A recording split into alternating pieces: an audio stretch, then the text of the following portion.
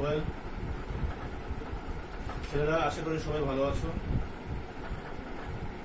আজকে আমরা গাণিতিক সমস্যা সমাধানের সবচেয়ে গুরুত্বপূর্ণ বিষয় হলো সমীকরণ। সমীকরণ কিভাবে সমাধান করতে হয় সেটা শিখব। তোমরা খাতা কলম বই সবাই রেডি করো। আমরা আজ করবো 12.1। খাতার উপরে তারিখ এবং অনুশীলন লিখে নাও। রেডি? খাতা কলম বের করেছো? এদিকে দেখো তিনটি সমীকরণ জোট। সমীকরণ জোট মানে দুটি সমীকরণ একসঙ্গে লেখা আছে। এগুলো বিভিন্ন নিয়মে সমাধান করা যায়। আমরা কিছু কিছু ক্লাসে এটা শিখেছি। সমাধান করার আগে এগুলোর আদৌ সমাধান আছে কিনা তা খুব সহজেই কম সময়ে জানার উপায় আছে। সেই উপায়ের সম্পর্কে আমি কিছু বলবো এখন। দেখো, আমরা মনে করি প্রথম সমীকরণের x এর সহগ হচ্ছে a1, দ্বিতীয় সমীকরণের x এর সহগ a2, প্রথম সমীকরণের y এর সহগ b1, দ্বিতীয় সমীকরণের y এর সহগ b2, প্রথম সমীকরণের ধ্রুবকের সহগ ধ্রুবকটা c1, দ্বিতীয় সমীকরণ ধ্রুবকটা হচ্ছে c2। এইভাবে যদি বিবেচনা করি তাহলে দেখো এখানে একটা চার্ট আছে, তোমার বইতে চার্টটি দেওয়া আছে। a1 বাই a2 অর্থাৎ এটির সহগ 2, এটার সহগ হচ্ছে 1, 2 বাই 1। b1 বাই b2 মানে হচ্ছে এই y সহগ কি -5, এখানে +3। তো এই দুটো কি সমান? সমান না। এটি 2 হবে, এটি -3/5, সমান না। অর্থাৎ এই শর্ত a1 by a2 is not equal to b1 by b2, এই শর্ত। এখানে সমীকরণটা দেখো, এখানে প্রথম সমীকরণ x সহগ হচ্ছে 1, এটা সহগ 2, এটি y সহগ 6, 3/6 মানে 1/2। এদিকে সব সমান, অর্থাৎ a1 by a2 equal to b1 by b2 equal to c1 by c2। এই সমীকরণে দেখো এখানে প্রথম সমীকরণ x এর সহগ 3/6, এটি -5 বাই -10, এটি 7/15, এটি হাফ। এটা কাটাকাটি করলে হাফ হবে, মানে এটি কিন্তু কাটাকাটি যায় না, তার মানে এটি সমান না, এটি সমান। এটি এই শর্তে পড়ে a1 by a2 equal to b1 by b2 is not equal to c1 by c2, এই শর্ত। তো কি হয়, এই শর্ত যদি হয় তাহলে আমরা বলি সামঞ্জস্য। সামঞ্জস্য মানে হচ্ছে সমাধান আছে, সামঞ্জস্য নয়। অর্থাৎ অসামঞ্জস্য মানে সমাধান নাই, সহজ কথা। সামঞ্জস্য মানে সমাধান আছে। থাকলে কয়টি? একটি না দুটি? যে ঘটনা ঘটবে তাহলে সমাধান একটি, যদি এরকম হয় তাহলে সমাধান অসম্ভব। তার মানে এই ঘটনা, এই দুটোর ক্ষেত্রে আমরা বলবো সামঞ্জস্য, অর্থাৎ সমাধান আছে, যে একটির উপর বেশি আছে। আর যদি এই ঘটনা ঘটে তাহলে বলবো সামঞ্জস্য নয়, অসামঞ্জস্য, ওটা সমাধান নেই। ক্লিয়ার? সামঞ্জস্য হলে সমাধান থাকবে, সামঞ্জস্য না হলে অর্থাৎ অসামঞ্জস্য হলে সমাধান থাকবে না। যদি এই শর্ত পড়ে তাহলে বলবো সমাধান একটি, এটি পড়লে সমাধান অসম্ভব। সামঞ্জস্য এবং অসামঞ্জস্যের একটা বাংলা আছে, সঙ্গতিপূর্ণ এবং অসঙ্গতিপূর্ণ। মানে এই সমীকরণ জোটটা সঙ্গতিপূর্ণ, অর্থাৎ সমাধান আছে। এটিও সঙ্গতিপূর্ণ, সমাধান আছে। এটি সঙ্গতিপূর্ণ নয়, অর্থাৎ অসঙ্গত, সমাধান নাই। এতটুকু ক্লিয়ার? তোমাদের এগুলো আমাদের প্রশ্ন থাকে ক, খ, গ।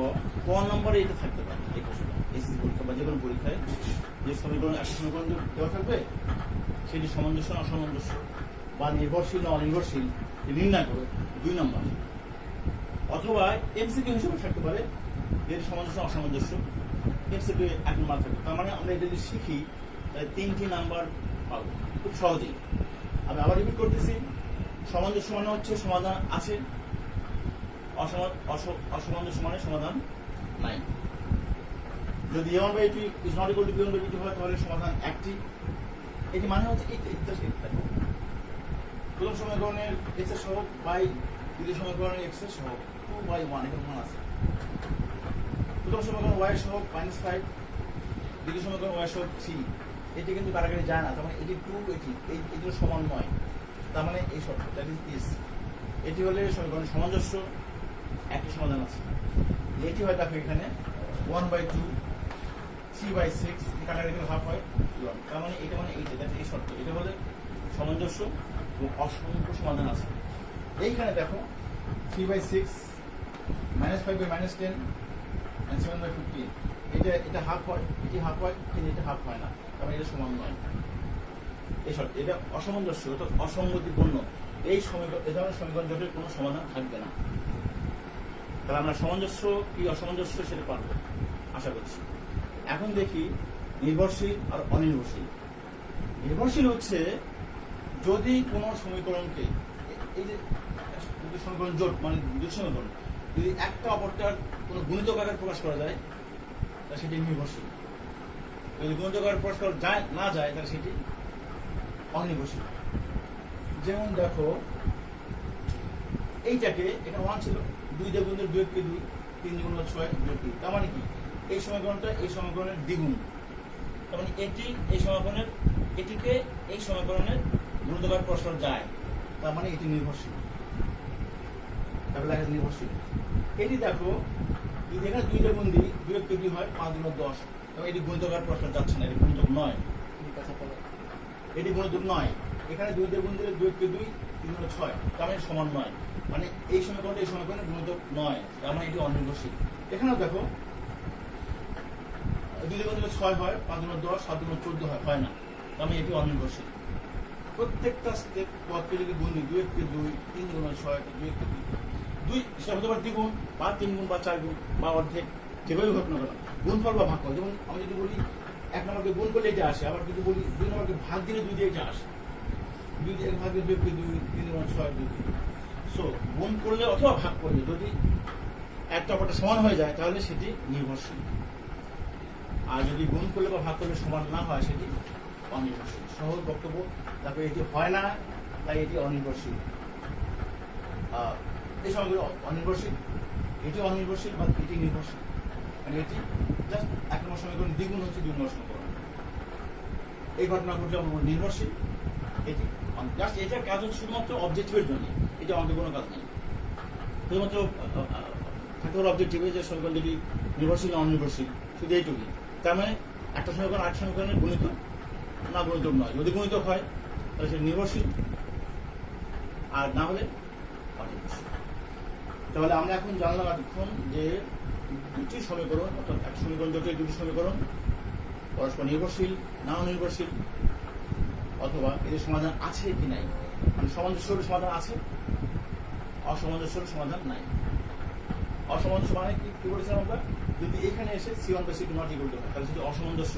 এর আগে বাংলা হচ্ছে অসঙ্গতিপূর্ণ। আমরা বলি অসঙ্গতি মানে সমীকরণ জোট সঙ্গতিপূর্ণ নয়, অর্থাৎ এদের কোনো সমাধান নাই। আর সামঞ্জস্য হলে যদি x এর সহগ এবং y সহগের অনুপাত সমান না হয় তাহলে সামঞ্জস্য সমাধান আছে একটি। আর যদি প্রত্যেকের অনুপাত সমান হয়, x এর সহগ প্রথম সমীকরণে x এর সহগ ভাগ দ্বিতীয় সমীকরণের x এর সহগ, এভাবে x সহগ y সহগ এবং ধ্রুব সংখ্যার যদি অনুপাত সমান হয় সব ক্ষেত্রে সেটা সামঞ্জস্য এবং সেটা অসংখ্য সমাধান থাকবে। তাহলে আমরা অবজেক্টিভ প্রশ্ন পারবো 1 নম্বরের জন্য, এবং ক নাম্বারে যেতে থাকবে দুটো, 3টি মার্কস আমরা পাবো খুব সহজেই। তোমাদের বইতে এই 4টা দেওয়া আছে, দেখে নিবা। কোনো ধরনের সমস্যা হয় আমরা নেক্সট ক্লাসে আমরা আলোচনা করবো। আজকে আমাদের এই অংশ এখানে শেষ। আমরা এখন দেখব এই সমীকরণগুলো কিভাবে সমাধান করা যায়। 4টা আছে যেহেতু শুধু তোমার লেখার দরকার নেই, বই দেখে নিবা।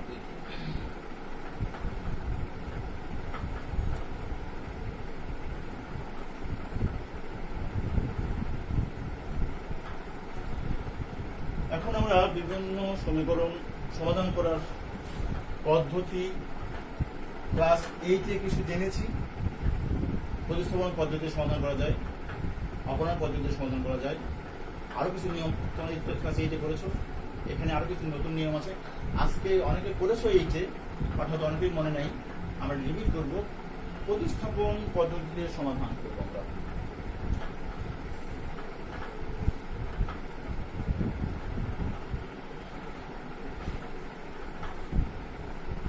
প্রতিস্থাপন পদ্ধতিতে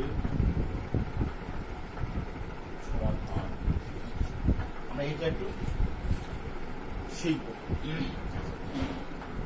প্রতিস্থাপন মানে কি? একটাকে সরিয়ে দিয়ে বসাস না, তুমি বুঝে যাও, আমি বুঝবো। ওটা এরকম।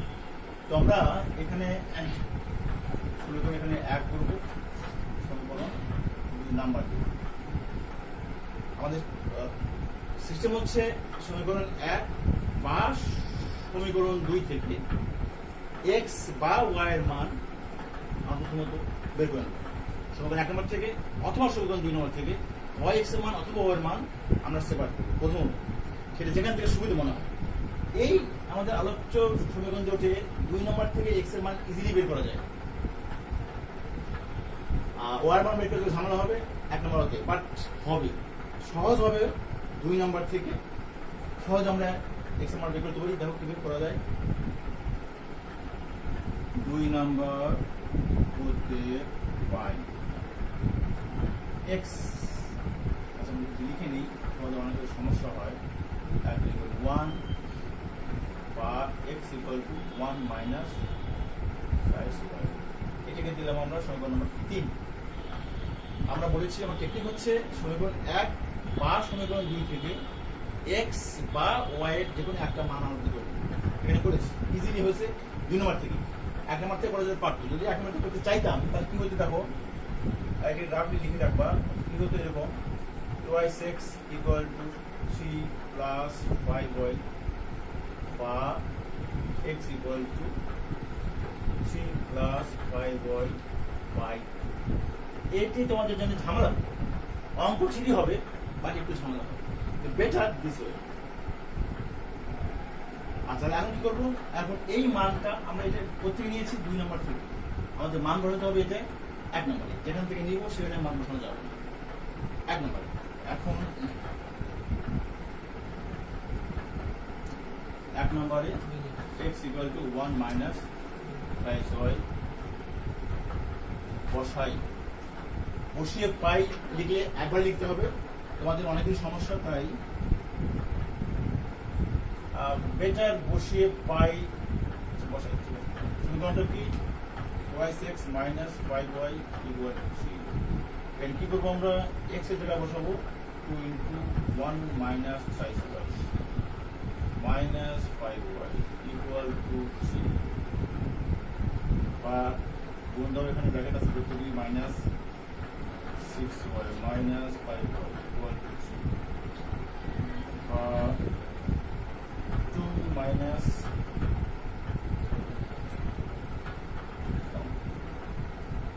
কত হচ্ছে 11y ইকুয়াল টু 3, বা 11y ইকুয়াল টু 3 মাইনাস 2 আছে, বা মাইনাস 11y ইকুয়াল টু 1, বা y equal to 1 by minus 11। আমরা y এর মান পেয়ে গেছি।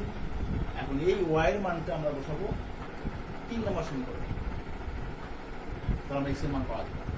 সমাধান করার অর্থ হচ্ছে সমীকরণের চলরাশির মান বের করা।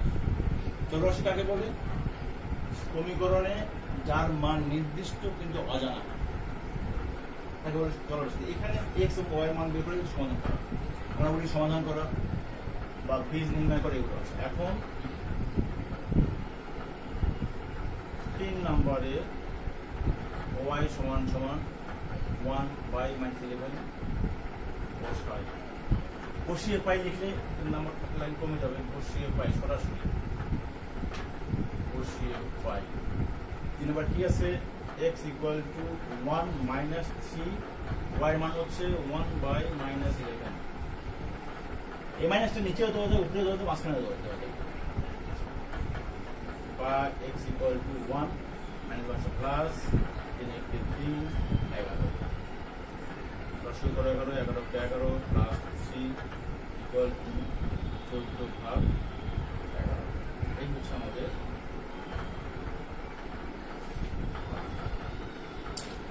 x এর মান পেয়েছি, y এর মান পেয়েছি। সুতরাং আমাদের সমাধান হয়ে গেছে। আমরা লিখে দেখি সুতরাং নিম্ন সমাধান নির্ণয় সমাধান x, y bracket equal to এর মান কত পেয়েছি আমরা 14/11, y মান কি পেয়েছি আমরা -1/11। আমাদের অঙ্ক সমাধান হয়ে গেছে, অঙ্ক শেষ। তোমরা সবাই বুঝেছো, আশা করি বুঝতে পেরেছো। আমি আরেকবার বলি, রিপিট। সমাধান করতে হলে আমরা প্রথমেই দুই সমীকরণের নাম্বার নিতে হবে, তারপরে 1 নাম্বার বা 2 নাম্বার যে কোনো এক জায়গা থেকে x বা y এর মান আমরা বের করে নেব। যেখান থেকে বের করব x বা y এর মান, সেই মানটা অন্য সমীকরণ হয়তো আমরা এখানে 2 নাম্বার থেকে সে মান বের করেছিলাম, এই মানটা আমরা বসাবো 1 নাম্বার। এই সমীকরণ আমি লিখেছি এখানে, সমীকরণটা না লিখলেও কিন্তু ডাইরেক্ট লিখতে পারতাম ডাইরেক্ট। তোমাদের অনেক সমস্যা হয়, আমি লিখে দিয়েছি। x এর মান কত 1 - 2 6y - 5/11y। আমাদের যেহেতু y এর মান এখানে দরকার, এই ধ্রুব সংখ্যা 1 এখানে ছিল, যোগ 1 এখানে বিয়োগ, 3 থেকে 2 বিয়োগ করো 1 হবে। y এর মান পেয়েছি। y এর মান 1 নম্বরে, 2 নম্বরে, 3 নম্বরে যে কোনো এক জায়গায় বসালেই হবে, আমরা x পেয়ে যাবো। বেটার হচ্ছে 3 নম্বরে, আমরা সরাসরি 3 নম্বরে বসিয়েছি। 1 - 3y মান হচ্ছে এইটা, সরাসরি বিয়োগ বিয়োগ যোগ, 3 উপরে আছে, 3 1 3 11, 10 11 11 11। আচ্ছা, এই উত্তরটা হলো কিনা সব সময় সব ধরনের সমাধান থেকে উত্তর আসার পরে এটাকে বলি আমরা শুদ্ধি পরীক্ষা। এই মানটা এখানে বসে দেখতে হয় যে হলো কিনা। এটি তোমার জন্য সেফ। শুদ্ধি পরীক্ষা করলে যদি মিলে যায়, বামপুটান আমরা হয়েছে, এটি উত্তর না দিকেই বলা যাবে।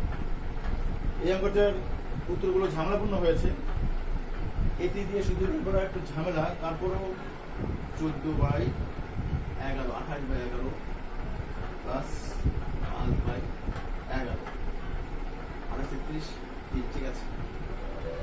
14/11 মাইনাস 3/11 11/11 উত্তর ঠিক আছে। এটি মনে মনে করতে পারো, তোমার খাতায় লিখেও করতে পারো। তোমার জন্য যেহেতু মনে মনে সমস্যা হবে, তুমি খাতায় লিখে রাফ নিয়ে করবে।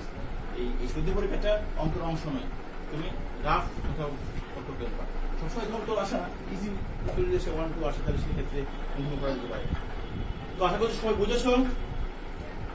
আজকে তোমাদের অনলাইনে আমার এটি ভিডিও ক্লাস, প্রথম আগে একটা ক্লাস নিয়েছি আমরা লাইভ, সে ক্লাসটা আমাদের নেটের সমস্যার জন্য ভালো করে করতে পারিনি। তো এটা আজকে এতটুকু থাকুক। তোমরা এই ধরনের যত অঙ্ক সব একই সিস্টেমটা একই। আমরা করলাম আজকে প্রতিসম পদ্ধতির সমাধান, সব অঙ্ক একই সিস্টেম। আজকে প্রথম দিন তোমরা বলেছো যে স্যার কম সময় নিয়ে কম করলাম, আজকে আমরা এটি ভালো করে বোঝার চেষ্টা করবো। এই অঙ্কই করবা, এই ধরনের অঙ্ক আরো বইতে আছে, অনুষ্ঠানে প্র্যাকটিস করবা।